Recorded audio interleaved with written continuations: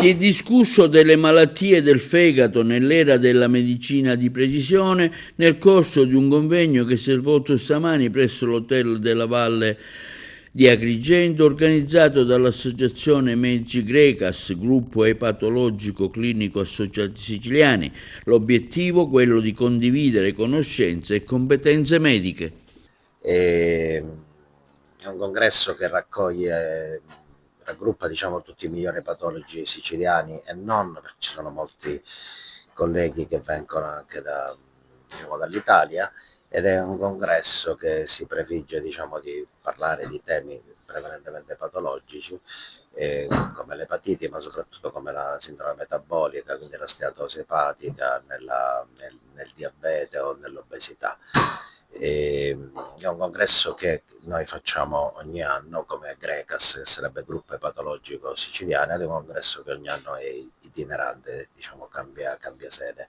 Io in qualità di vicepresidente del Grecas quest'anno diciamo, è toccato a me organizzare il congresso e quindi lo stiamo facendo qui ad Agrigento. Il tema del congresso è le malattie del fegato nell'era della medicina di precisione. Ecco, cosa vuol dire nel dettaglio medicina di precisione? Beh, questo è un format particolare che abbiamo già sperimentato 2 anni fa, consolidato l'anno scorso a Messina, e quindi riproponiamo anche questo format qui ad Agrigento.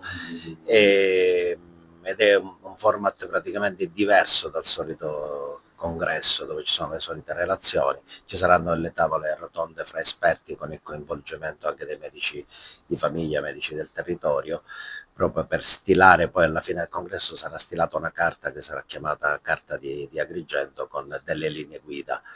Medicina di precisione perché abbiamo chiesto l'aiuto e molte relazioni diciamo, contengono l'aiuto appunto dell'intelligenza artificiale.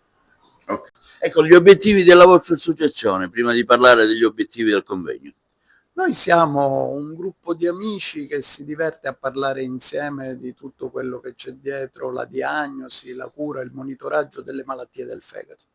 Ecco, oggi parlare di malattie del fegato sicuramente è molto particolare anche in vista dell'intelligenza artificiale. Ecco, come incide l'intelligenza artificiale nel vostro settore, in questo caso sul fegato e sulle malattie epatiche?